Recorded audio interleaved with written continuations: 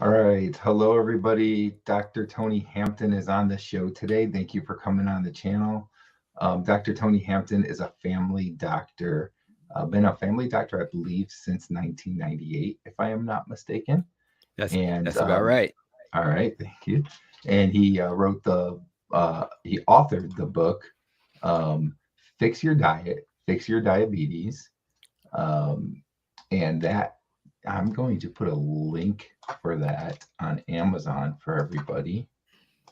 So if you are not familiar with that book, then you can go check it out. So let me put that in here real quick. Here we go. And here it is on the screen. So Dr. Tony Hampton, thank you for coming on today. How are you? I'm having a beautiful day. I know before we started, I was just telling you how blessed I was feeling. I We had a Chicago meetup with some fellow carnivores, but that meeting was created by Carrie of the Homestead How YouTube channel, as he's trying to share the healing message that eating an animal-based diet can help us achieve. And he came all the way to Chicago from Wisconsin to join me. He also had Adam supporting him as wanted to record some uh, things related to carnivore and diet. And my focus for the documentary will be around diabetes.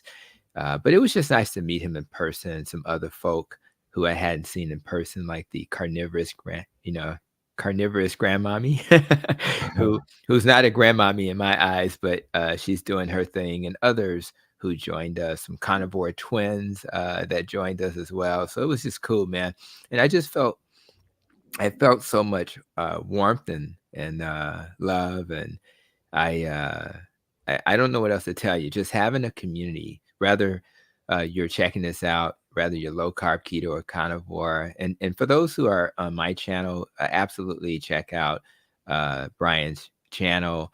And on my YouTube channel, I had his YouTube channel in the link. He also has a Linktree, and I saw in your Linktree you shared my book as well. I appreciate that. Let's work as a kind of like as a grassroots effort to spread this healing message. And we're not that concerned if you're any of these particular dietary patterns, but what we are concerned about is whether or not you're going to understand that lifestyle is the key. So no matter how far you take it, we want everybody checking us out to benefit from all the things that have benefited us. Now, I know this is your stream, but do me a real quick favor, Brian, for my audience. Could you just quickly tell them what got better when you started your dietary change? Sure. So I started about 16 months ago, actually 16 and a half months ago on the carnivore diet. And I had all kinds of joint pain, back pain, arthritis, didn't have a lot of energy levels. I was really tired a lot and didn't want to do things, had a little bit of mild depression, high blood pressure, and then AFib, atrial fibrillation. And so that's, where you go into these episodes of your heart starting to race and so forth. That was a pretty big deal for me. It started in 2018. And before I had gone on carnivore, I was having a couple episodes a week. Within about the first month or so into carnivore, the joint pain was gone, back pain, all of that kind of stuff. And I noticed that the AFib episodes had gone away. I wasn't having them. Okay. So for me, yeah, early on, I had a lot of big things starting up already, right? And again, I went to carnivore. So I'm just like you. I am a proponent of low carb, whether it's carnivore, keto, ketovore, whatever it is, right? Right. But for me, I just seem to do better with carnivore. I did try a couple months with keto before that, and I don't know if it just wasn't long enough or what, but I wasn't seeing a whole lot of change. And that's when I saw the changes when I went to carnivore. So for me, if I fast forward now, just a couple weeks ago here, I guess it was about a week and a half ago, I went back to my cardiologist. I'm now like 15 months without a single episode of Afib, and he took me off the medication. Nice. You know, he said the risk is now low for stroke and going back into Afib and so forth. So That's right. that's a big win for me that, you know, I was able to get off the medication. I still do take blood pressure medication. Mhm. Blood pressure is good, but it's not like it's really low with the Right. medication. Right. So I'm still taking that. But other than that, you know, like I said, the arthritis, all that stuff is Yeah. gone. I have better energy levels. You know, I just feel like going out and doing things and so forth. It's just been great. Well, I appreciate the blood pressure comment because I just took a patient who is on a similar journey. I think they're more ketovore, and she came in. Her blood pressure was like 89/50, right? And I was like, whoa! And so I had to reduce 2 medicines simultaneously.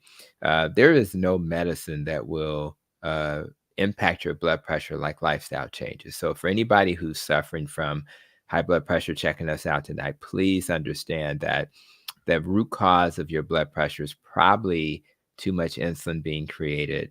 And that too much insulin causes constriction, leads to the influx of sodium being reabsorbed into your arteries, inflammation. And that's what's going to cause your problem. So it's the inflammation. It's not, you don't have a medicine deficiency. There's no such thing as a medication deficiency. What you have is you use the medicine as bridge therapy. That's why Brian is saying, I'm going to take my medicine for now because I'm not like that patient I just described. So you take it until you heal. And then when you heal, you can then start to wean off medicine, which is what I'm going to be doing for this patient. Now, when it comes to AFib, it is so common for people to not be aware that their weight has a lot to do with whether or not they had AFib. You lost about, how much did you lose? About 80, did you say? Yeah, it's about 80 pounds. Right. So all that extra, that's a little child, right? So you lost a child. And when you lose a child from your body, it takes pressure off your heart, but it also does what caused the hypertension. It takes the inflammation out of your heart. And I'll always share over and over again when I got my certification in obesity medicine that they taught us that for every BMI above 25, you increase your risk for AFib by 4%. So if your BMI is 40, that's 15 times 4. So that's 60% increased risk for AFib. But the good news is that when you reduce the weight, your risk for that inflammation being present goes down. And for many patients, they're able to fix their AFib simply by making dietary changes. That does not mean we don't take medicines like beta blockers to store our heart while we're going through this. That does not mean that if we need ablation where you go and fix the AFib, and some people that you don't do that. But if you can fix this with diet, that's the least risky thing you can do. And it's all it's an individual thing. Some people just need a procedure in that moment because they're in high risk. But man, getting off medicine, especially blood thinners, because you've made a dietary change, that is a win. So I'm really excited for you as we start this conversation. There's some healing, guys, that will occur if you simply learn these principles and then test them on yourself. And so whether you land on low carb, keto, or carnivore is not our concern. Our concern is that you actually are better than you were last year, and that next year you'll be better than you are today. Yeah, definitely well said there, Dr. Tony. So everybody in the chat, go ahead and answer or ask any questions you have with the Q in the front. That's so right. Make sure you put a Q in the front so it's easy for us to see it. In the meantime, while they might be working on questions, I do have a couple of questions that I wanted to start out with for you. So the first one here, this is one, let me kind of build up the story because I get this question a lot. So like when I'm doing different live streams and so forth, right? So someone has a family member that is metabolically sick. They have autoimmune disease or whatever it is, right? And their question is always, when I go to talk to that family member, I tell them about how well I'm doing with, you know, whether it's carnivore, keto, whatever, but they just don't want to listen. So their question is, how do I reach that person and get them to listen to me? you Mhm. have a good answer for that? Because that's always a question that's asked a lot, and it's just really very hard to answer that question. Yeah, and I've said in other live streams, podcasts, YouTube videos that you try to meet people where they are. The most important testimony you can give is your personal testimony. So sometimes, first of all, you have to accept that you can't impact everybody. There are definitely family members that I have who are not as interested in achieving what we would describe as metabolic health as I would like to see them achieve it. And part of that is because they don't understand the life-changing benefits. So what I start with is my personal story. So when people, if I talk to a plant-based person, I was a vegetarian for 8 years or so. My argument to them is I feel my best on a animal-based diet, in my particular case, carnivore. So I start there because I think you have to help people understand that this is what I feel has been great for me. And then they may say, well, that's dangerous. And then I'll say, well, these lower carb dietary patterns have been endorsed by large organizations. So if you have diabetes, it's okay to share with them that the American Diabetes Association endorses this diet now. And if you're a diabetic again and you have an endocrinologist and who looks at you funny and cross-eyed when you say keto or carnivore, you say, well, by the way, the Association of Clinical Endocrinology endorses low carb and keto. Oh, by the way, for those who are concerned about saturated fat causing heart disease, oh my goodness, why would the American Heart Association endorse low carb and keto? So part of it is to share that information. And what was funny about the American Heart Association's endorsement, they actually had to put an additional addendum to their recommendation to consider that dietary pattern. And it said that if you do keto, um, and carnivore is a more extreme form of keto, be careful because the blood pressure is going to drop. Oh, that's a good side effect. We want the blood pressure to drop so we can get off the medicine. So it's so effective that the blood pressure will drop and you have to be careful. Oh, by the way, the doctors who, and this is what I would share. I did a video. If you search my name in DASH versus keto, most clinicians would say to you, we follow the DASH diet. Now, me and you, we know that that's not a good idea, Brian, because although it's the recommendation, we know that a lot of the recommendations in that diet are eat a lot of fruit, eat a lot of grains. And if insulin being too high is the problem with your blood pressure, leading to that salt being reabsorbed, leading to those constricted arteries because you're not making nitroglycerin and all these other effects, why would I then say eat a lot of grains and fruit, right? Now, so we finally have a study that was done in June that was keto versus DASH. You can search that or you can check out that video I did on YouTube. And in that study, they found that the keto diet, and carnivore's a version of that, was twice as effective for not just diabetes, not just hypertension, but also for obesity. So so now that we have a randomized controlled trial telling us that keto is okay, I would put that in front of people and say, hey, there's some evidence that this is safe, and and carnivore is a version of low carb and keto. And if they want to see some other observational study, not a randomized controlled trial, but they did do a study, behavioral characteristics in carnivores that was, I think, using some of the folk that follow Sean Baker. And of that 2029 population, 95% reported positive outcomes. That's a pretty, not too many drugs can say that. So although we still need more randomized controlled trials, there is enough evidence to at least say anecdotally and personally, this is absolutely a diet to consider. And it should be a diet to fear, particularly when you can celebrate 80 pounds lost. Now, if you get to a point where people are not hearing that, that's okay. That's why we're working on the carnivore documentary and other things to get this message out. Because what we do is we go from one church to the next. And I'm using that as a, church, right? And we preach this message, and we know we're not going to get the entire group to hear it. And that's okay. And then you go to the next church and then to the next church. And then you just hope that enough people learn this message so that we can heal our population. All right. We do have a question in the chat, so I'm going to go to that one next. Yes. Let me bring that up. This is from Tina. Hi, Brian and Tony. I understand carnivore, but what is ketovore? I'm not sure I could only eat meat. I don't really like meat.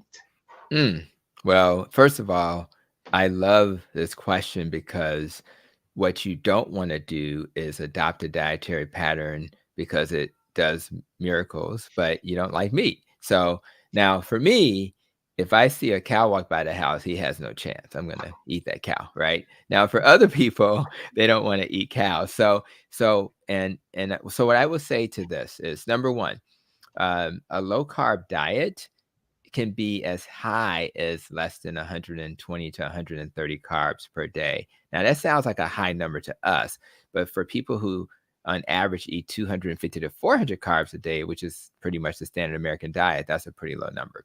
When you start talking about keto, in order to know you're in ketosis, you really want to get your carbs to under about 50 grams a day. And I would say total carbs is better than net carbs, where you subtract the fiber and the sugar alcohols. If you want to be what we call, Dr. Eric Westman would say, if you want to be therapeutic keto, you want to get that number to under 20 carbs a day. Now, other people in the low carb keto community have framed this ketovore. People like Nisha Berry, for example, Dr. Kim Berry's wife, who's doing wonderful work. And they pretty much would say in that 10 or less carbs per day, it's kind of ketovore. And then, of course, if you're avoiding meat altogether, except for a few splurge days, you're kind of in that carnivore category. All these are just labels. And what I tell people is the following. There are things that you may tolerate. So let's just say you heal and you're, reporting great success like Brian and I have had. And for me, it was my stomach. And you tolerate avocados, then eat your avocados. If you tolerate certain vegetables or fruit, like green beans, for example, is something I can tolerate. So when I have my non-carnivore moments, when I'm more ketovore, I just eat the things that I tolerate that doesn't cause harm. And I think that's a better approach. Would you be better served to just go, lion diet where you just eat, beef, salt, and water? You can do that. But I think for most people, they will find that they don't necessarily have to go that far. So you eliminate everything, do an elimination diet, eat just meat, and then you add back things that historically haven't bothered you or that you want to mess around with. But I would have no problem with anybody being in that ketovore category if they tolerate that. And that's kind of where my wife lives. She lives in kind of that category. So we'll have all this meat, and then she may have some yellow squash, or something like that. And that's kind of how we do things in my home. Okay. That is great. A lot of people in the chat saying hi and everything. So hello to everybody. Again, if you have any questions, go ahead and put a Q in front of it so that we can easily find it. Next question that I had queued up here for you. This one has to do with iodine. Mm-hmm. Is low iodine a concern on a low carb diet? And if so, what are the best foods to eat to fulfill your iodine needs? Yeah, iodine is always important. When I think about iodine, I worry about, and one of the things I love about, this is one I want to say first. Most doctors never get any training in nutrition. So if your doctor doesn't have training in nutrition, don't feel some kind of way about that, because that's just what happens in most health systems, right? So, but I was fortunate to, spend a little extra time trying to learn about, what is it that I need to know about nutrition. So I got a master's in nutrition. But so if you don't have enough iodine in your diet, you'll probably feel depressed. I think most of us think about iodine when we think about like a goiter.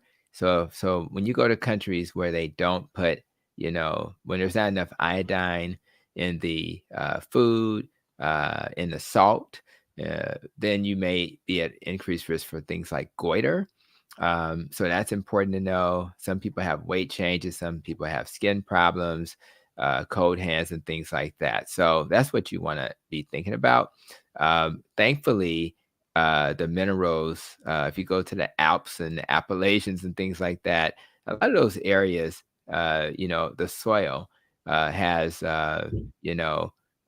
technically should have iodine in it, but there are so many things happening in the environment that make it very hard to get enough iodine in our diet, right? And so we want to avoid that. So now, we're kind of talking the language of carnivore, and that's why people bring this question up because what's probably the best source of iodine is probably things like seaweed, right?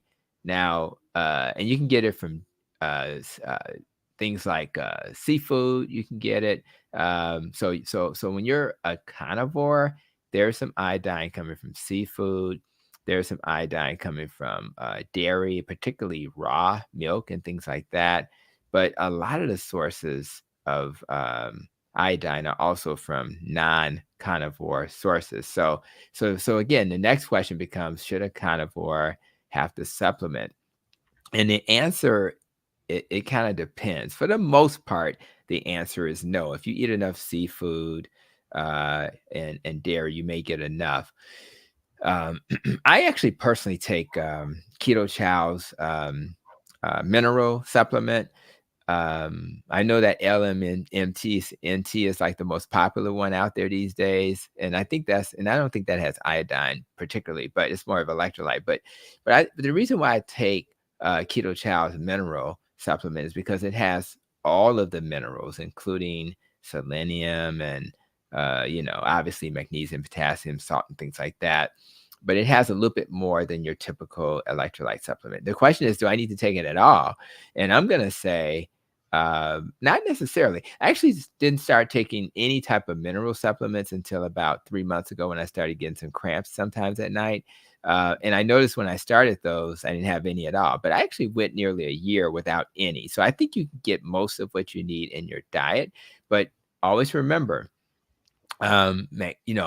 you're going to lose magnesium, potassium, salt when you're doing low carb, keto, or carnivore. So it's not unreasonable to add some of that stuff back. So I think if you're looking to have kind of a, just trying to be extra safe, it's probably not a bad idea to supplement.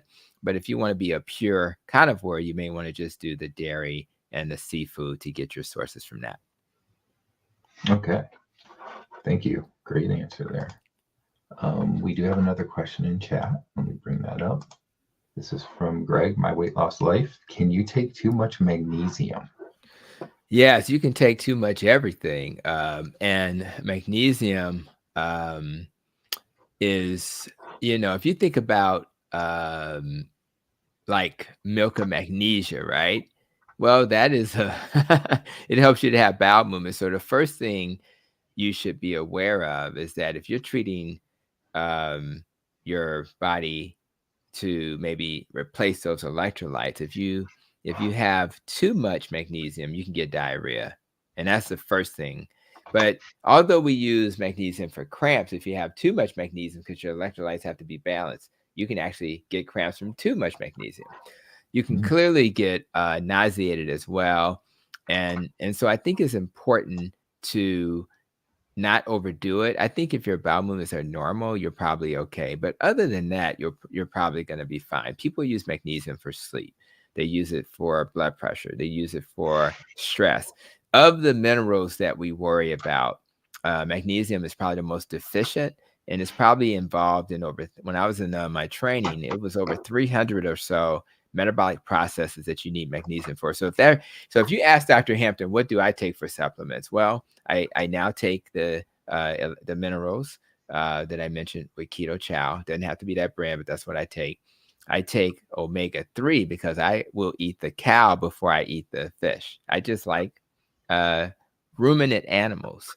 And I think vitamin D. I take vitamin D3 K2 because the K2 will help usher the calcium that's being absorbed by the vitamin D away from your arteries, away from your joints into your bone, because if it's in your arteries, increased risk for heart disease. With the calcium in your joints, increased risk for arthritis. So those are all the ones I read. Sometimes I do a probiotic, but for the most part, that's what I take. And then so you want to take what you think you need based on your particular situation. And for me, I think most of what your nutrition should look like comes from your plate, not from that bottle of supplements. Okay. So let's change direction here a little bit, and let's talk a little bit about like sugar and artificial sweeteners. Yeah. There's a lot of foods out there that will say that there's no sugar in them, or then no to little carbs, but in the ingredients list, they have a couple of different artificial sweeteners. How bad are those artificial sweeteners for you? Because a lot of people are just seeing that there's no sugar and no carbs, and they're thinking it's okay.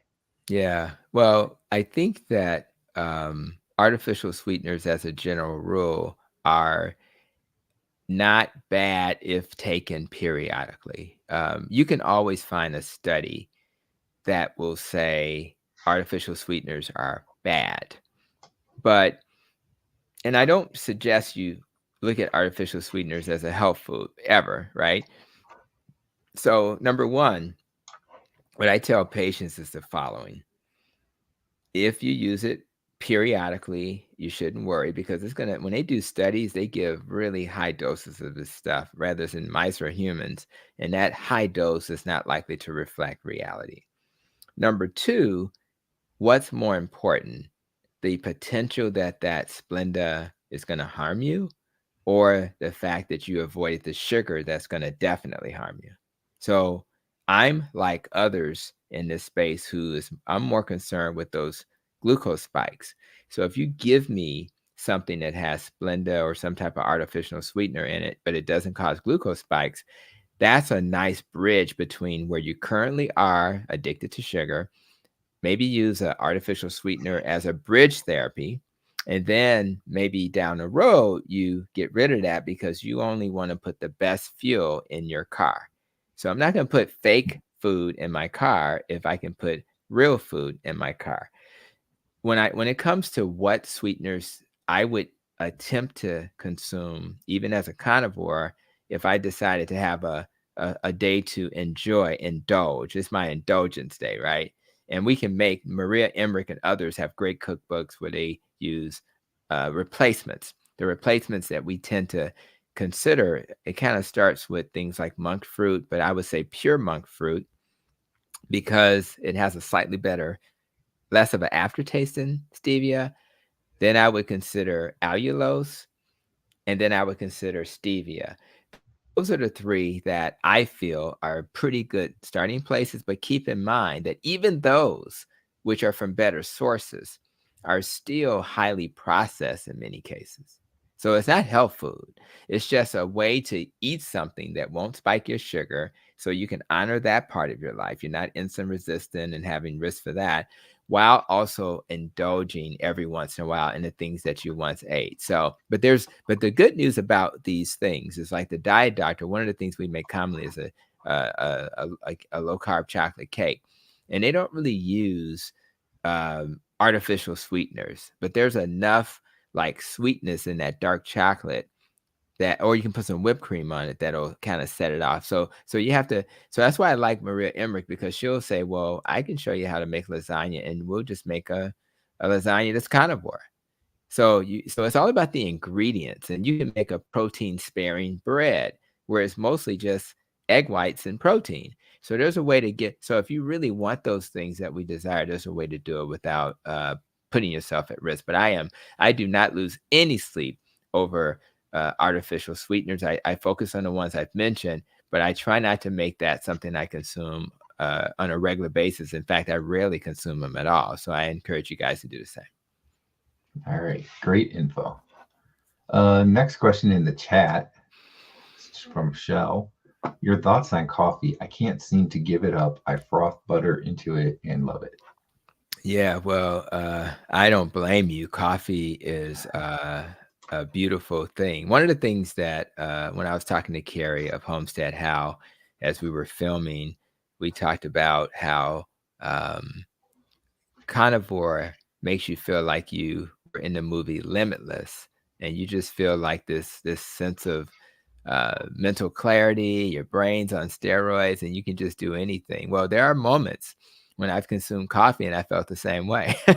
So coffee is a beautiful thing. It is a bean, so it's not carnivore, but I'll tell you, it's for me, it's about tolerance. And I did, I think Huberman and some other folk were talking about how they wait about 2 hours before they start their coffee, because you won't have that letdown later in the day, like around noon. So that may be something to consider. Start your day, drink some water, and maybe have coffee maybe 2 hours later. The cream, the butter, that's really not a big deal. If you're going to do a sweetener, you may want to do the pure monk fruit, like we talked about, stevia. But as a purist, you would say don't do coffee, particularly if you're a carnivore. But I'm not a purist. What I'm saying is, if you enjoy coffee, it doesn't bother your stomach, which is why I don't drink it often. I don't drink it often because I have an irritable bowel history. It is a little bit of a diuretic, make you pee a lot. It makes your stomach crampy a little bit. It irritates it for some people. Obviously, as close to organic as possible, because they spray these beans.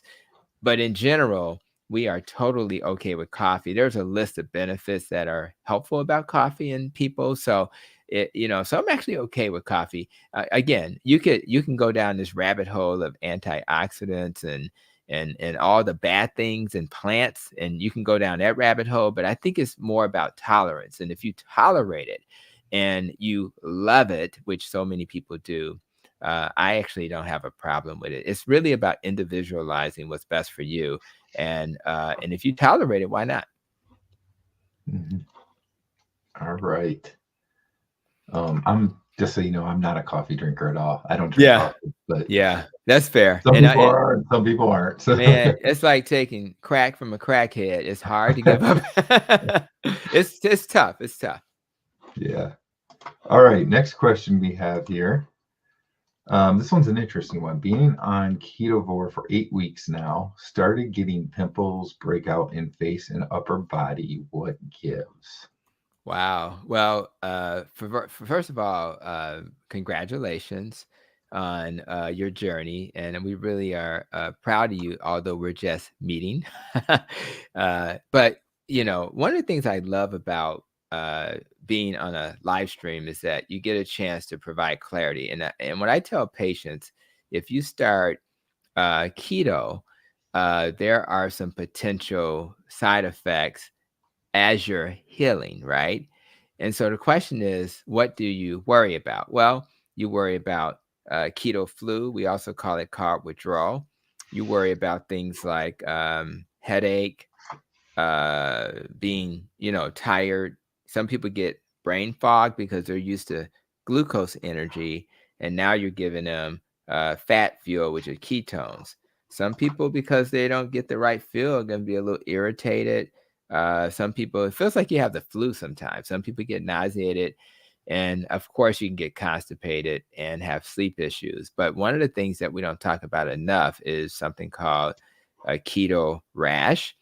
And I think it's the medical term is I think it's like pharyngopygmatosa or something like that. I think that's what it is. And it's a rash that can occur when you are going into this dietary pattern. People get it on their trunk, on their back, things like that. You see it more common in young adults than you do in older adults, but it actually will go away. So I anticipated, I don't know how old the commenter is, but it usually happens early in the process, and it usually will go away. So I would just kind of hang in there and anticipate that'll go away. The good news is, if you kind of know it's not unexpected, then you won't be surprised when it happens. So your body's going through a tremendous change right now, and this is just a manifestation. The folk at the homeopathic say you just detoxify. It's just all the toxins are coming out of your body. That's all that is. It's a keto rash. Okay. Right. Next question here. How do you deal with a spouse who is still on the standard American diet? He buys things that are so tempting and I fail at times. So aggravating that he buys so much junk and won't hide it from me. Yeah. Yeah, we have to have a coming to Jesus moment. And what you're doing is, and I love Dave Ramsey, who, does the financial stuff on YouTube, the baby steps and all of that. And one of the things that he would say is, we're gonna put the kids to bed. We're gonna turn off the TV, and we're gonna have a come to Jesus moment. And in that moment, and I do this in clinic, I literally, after I see patients, I'll say, call your spouse. And what we do is we're asking for uh, them to be a resource of support. So the compromise may look like this. You may say, if I see the tempting snack on the counter, it's going to trigger me. Can we agree to not have it on the counter? And he may have to have him a little stash somewhere, because we're not going to, we're not expecting him to make this change because he may not be ready. So I think what you do is you have a moment when you say, this means so much to me that I really want you to partner with me to help me along my way. And what you're hoping is that your spouse will hear you, because you turned the TV off, you put the kids to bed, and you're like, this is something I really want you to help me with. And if you have any chronic health conditions that you're doing this for, you say, I really don't want to be on this blood sugar medicine anymore. I really don't want to have high blood pressure anymore. I really don't want to be sick anymore. I want to have more energy so we can do things together. I want to be able to hike with you one day. And I really believe that my diet is going to be the key. Would you walk with me so that I don't have those triggers at home? And if you do that with me, I'll really be grateful. And I think having a heart-to-heart conversation with another adult who cares about you, they will hear you in a way they've never heard you before.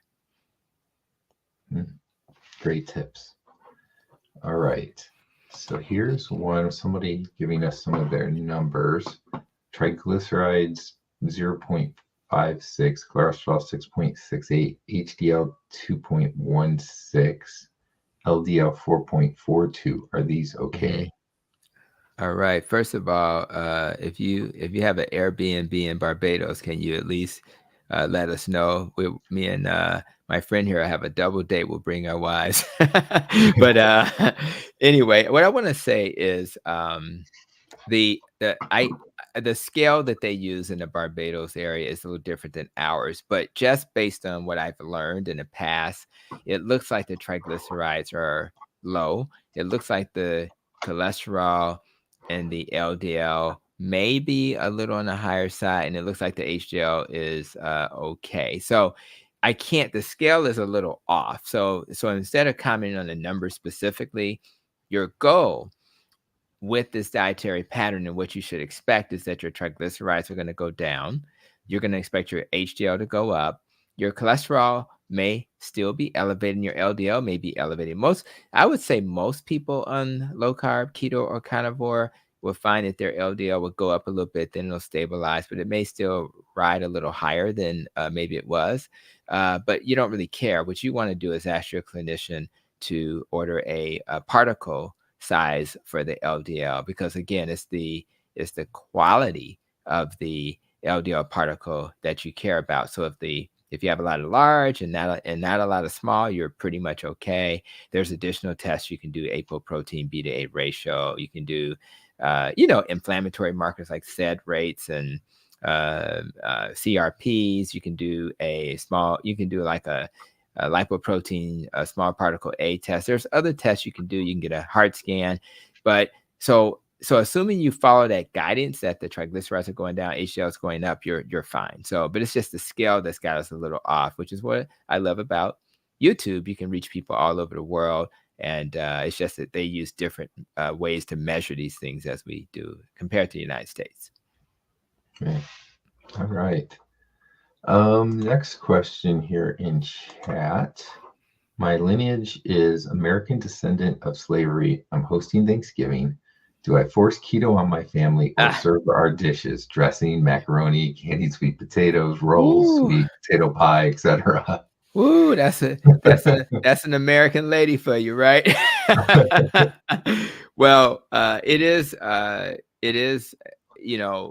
philosophy that you have to decide. I have patients who agree to indulge on the holidays for a day or two, and then they go back to their, low carb, keto, or carnivore. I say that's okay for people who don't have issues with processed food addiction, and some people will be triggered by these moments of indulgence, right?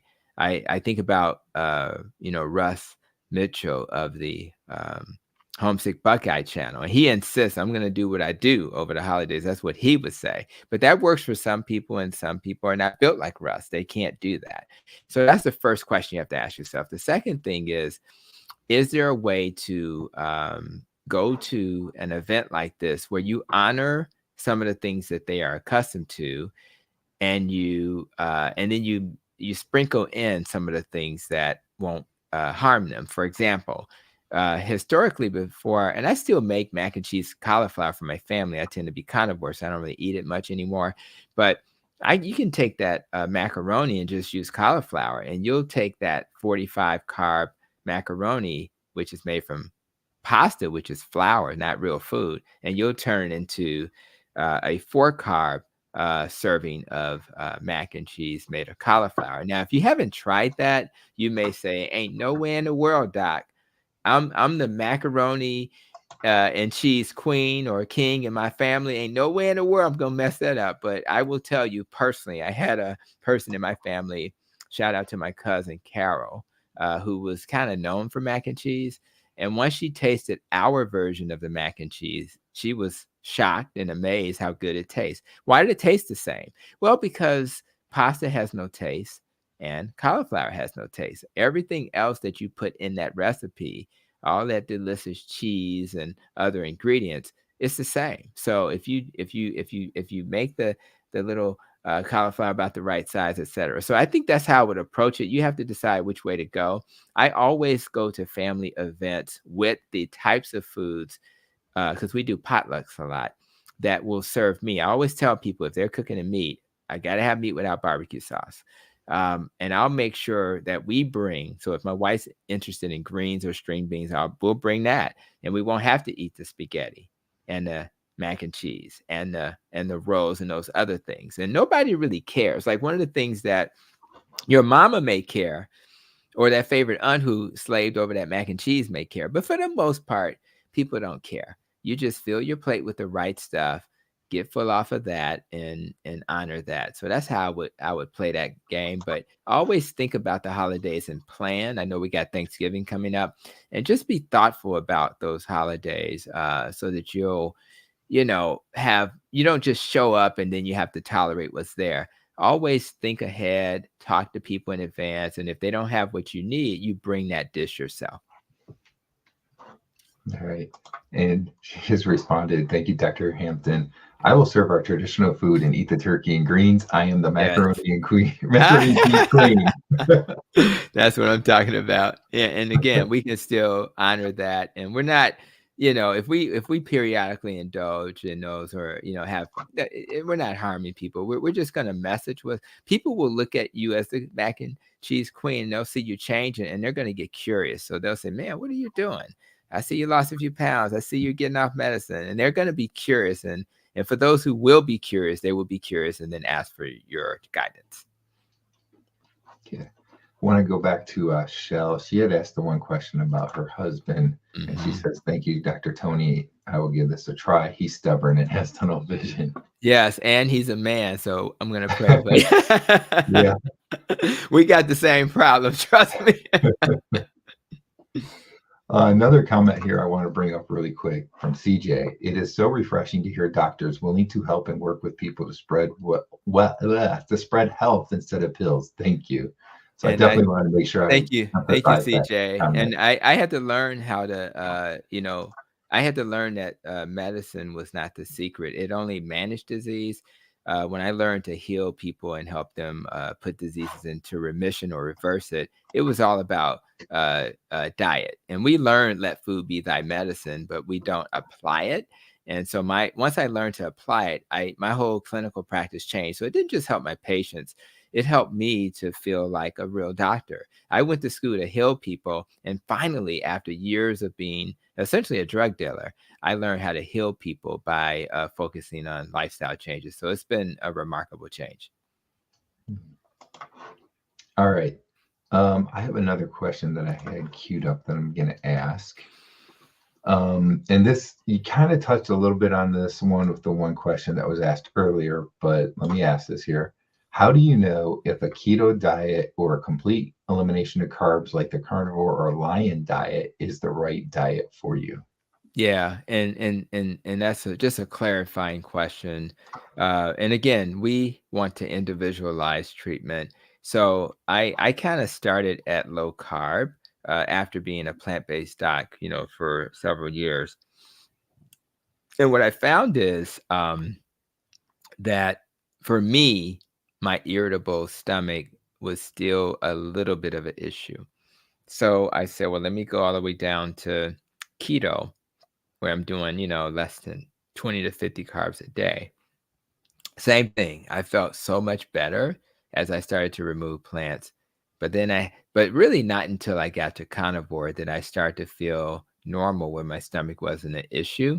So most people will find that there is no perfect answer to this question. It's really just a individual N of one experiment. And when you eliminate those foods that are known to be allergenic, right? Rather it's the fish, the shellfish, the nuts, the seeds, the dairies, the wheats, though when you eliminate those things and then you start to add back, you will then find that that is how you'll be able to then start to determine what you should and shouldn't eat. So the functional medicine people, and I'll try to see if I can find it, but there's a way to do an elimination diet, and with an elimination diet, you'll be able to add back in a fairly standard way the foods that are not going to harm you. So that's what I would ask people to do. Consider an elimination diet. Add back every 3 days or so the foods that you are considering adding back, and then the ones that bother you, you may want to just avoid. The ones that don't bother you, you can continue to eat. So there's no perfect answer. I just think that you have to do the experiment because each of us are different. And I'll just share in the comments like one of the resources that was from the functional medicine folk that teach us how to do that. All right. I'm going to put this up on the screen real quick so everybody can see this. Yeah. And if they just search functional medicine elimination diet PDF, it'll probably come up as well. So I just want to throw that out there. Okay. So we're coming up on about 50 minutes. Just to be mindful of your time, we probably got about 10 more minutes left. Mm-hmm. So if you do have questions, please make sure you ask them in the chat here in the next couple of minutes. Going to let that stay on the window here for just an extra few seconds before I go to the next question. So we do have another question queued up here. All right, let me go to that question now. And is, what are your thoughts on water fasting in a duration? I'm debating on trying it. Yeah. Yeah. It's, everything that we do that benefits us are not required. So the first thing is you got to ask yourself, am I going to do this? And if I am, why am I doing it? So, but having said that, do I think fasting is a good thing for your body? Absolutely. I mean, just giving your body a break and just drinking water for a while, for 24 hours or a day or two is probably a good idea, especially when you're trying to kickstart a weight loss journey. Now, if you think about Dr. Jason Fung, he literally worked with his team, will get people to reverse diabetes within like a month. And there's no faster way to reverse diabetes than through fasting. Now, some people would argue it's bariatric surgery because you you reverse diabetes fairly quickly with that as well. But who wants to do bariatric surgery, right? So if your goal is to have better blood sugar control, if your goal is to lose weight, and you want to get the benefits of autophagy, which is, a process where we take our damaged cells, right, and we recycle them, allowing the body to then regenerate healthy cells, right? That's a pretty cool thing. So you get rid of old cells. Autophagy is amazing. And if you want to, increase the risk or increase the chances that your heart's going to be healthy, but more importantly, if you want to decrease inflammation, right? Fasting is a wonderful way to kind of do that. I'm a thinner guy. I didn't have a weight problem. I had a stomach problem. So if I fast too much, I'll probably disappear. So I don't fast in that way. I do intermittent fasting pretty much every day, except for the weekends when we do have breakfast. So I'll eat between 12 and 7.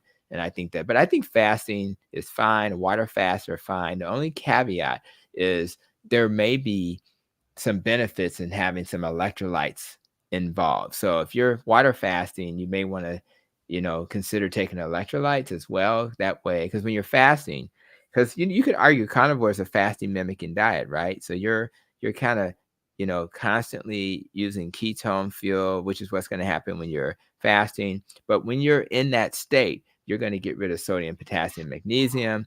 So maybe replacing the electrolytes is a good idea while you're doing it. But other than that, I'm a fan. But just don't feel obligated that you have to do that. Okay. Next question here from D. Lee. How long should the elimination diet be? Yeah, great question. It's basically about 21 days of just eating, meat for sure. You give yourself at least 21 days. And then after that, you can start adding one item at a time over maybe a 2 to 3 day period. When you look at that document, it'll kind of tell you what symptoms to look for that'll like make you think. Now, this is the interesting thing. If you find that you add something back and your body doesn't tolerate it, that does not mean that you can never, ever add it back. You may have to give yourself a little longer of a break, because a lot of times the longer the break, the more you can kind of play around with adding something back. So I think that's how you want to frame it. But for the most part, 21 days, and then you can start playing around with the things that you want to experiment with. Okay. Carrie has a question. What are your thoughts on using nutritional yeast on your food? Yeah, interesting. When I was a vegetarian, I used a lot of I was always trying to think of ways to enhance my diet. And that's one of the things about being a plant-based person. You're always like having to be a little bit smarter. And what I mean by that is when you're a carnivore, it's easy. You just eat meat and it's easy to prepare. You get your air fryer or something and it's not a big deal. So, but there are benefits of things like nutritional yeast. And I think you have to, again, it depends on your dietary pattern. I think most animal-based folk don't have to think about this much. But I remember learning in my training that your immune system's going to be a little bit stronger. It's really, it has some antibacterial and antiviral properties. It definitely has been known to improve digestion, and it's also a source of protein, particularly for people on a plant-based diet. So, and there's some vitamin benefits as well. So when I think about nutritional yeast, I don't think it's a problem to add it to your food. If you're an animal-based dietary pattern eater, I don't think it's necessarily as beneficial. If you're more of a plant-based dietary eater, I think that in that setting, the benefits of adding that would probably make a little sense. Okay. A couple of comments here put on the screen for you. My Weight Loss Life says, thank you for all the great information, Dr. Hampton and Brian. We appreciate you.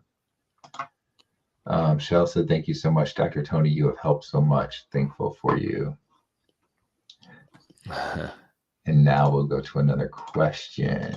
Linda, how should my meats be flavored on this carnivore diet? So how Ooh, about seasoning? ooh, Dr. Anthony Chafee gonna be mad. I'm just kidding. So, what Dr. Anthony Chafee would say is that just put salt on it and be done with it, right? But again, this is gonna come down to tolerance. When I grew up, we always had Lawry's, right? Lawry's was on everything. Uh, I there's I there's some charcoal seasoning that I like. Um, and so I use a charcoal seasoning with salt in it periodically, just to mix it up a little bit. I totally do fine with just salt.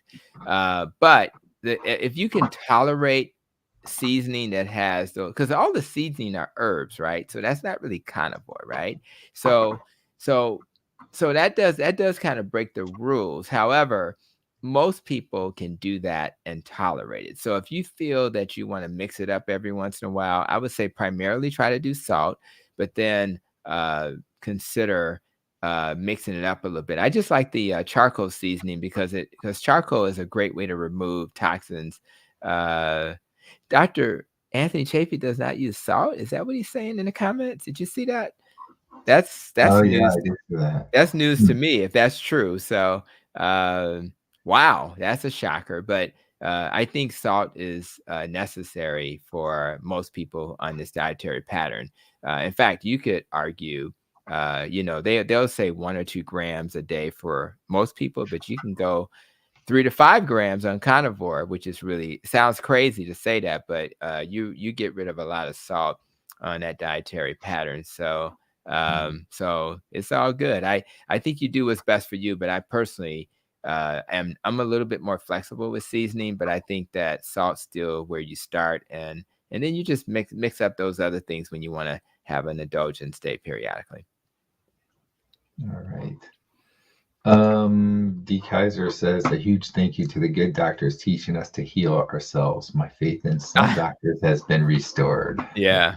Well, what we're hoping is that one day we have a specialty for metabolic health, and that specialty will then lead to people being able to, teach others about metabolic health.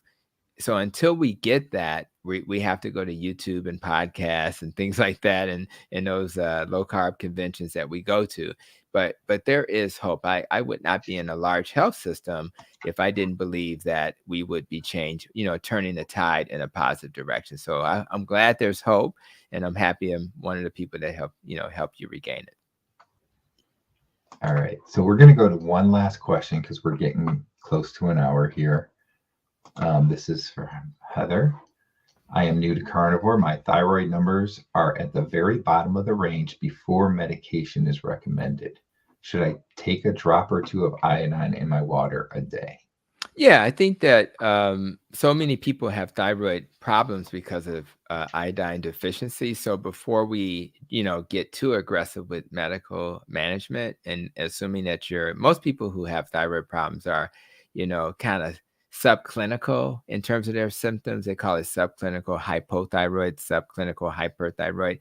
Sometimes when you add the iodine back, it will make things better. So it's pretty safe to do that. And I absolutely agree that that approach before you get more aggressive is a logical first step. Yep. All right.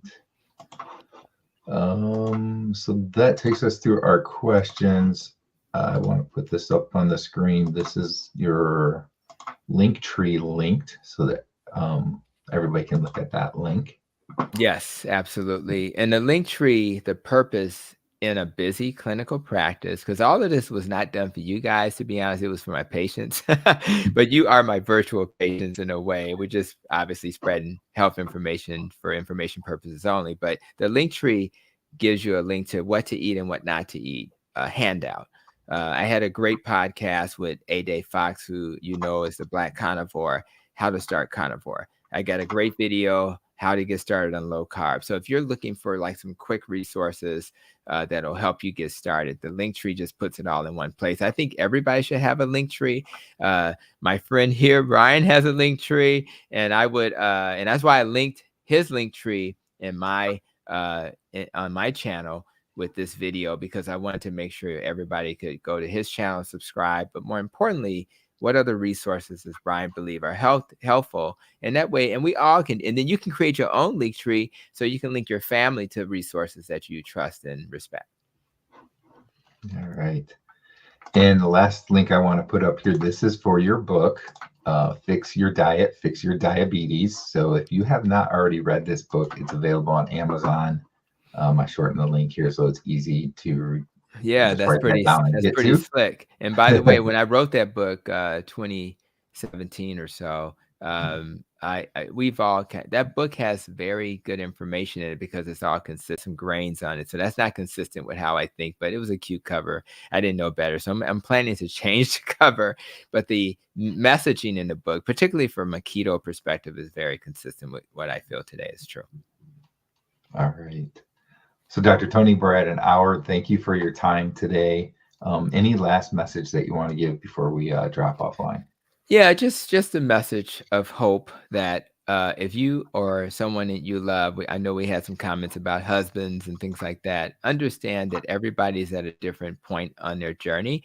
Our job is not to demonize them or to preach to them, but to model what we think is best. And if we model what is best and we get results, we will find that people will be engaged. So just live a life of purpose. Spread this message to as many people as possible.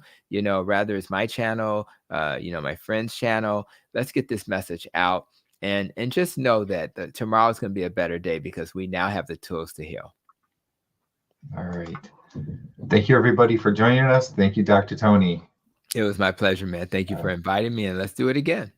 All right. Sounds good. Bye, everybody.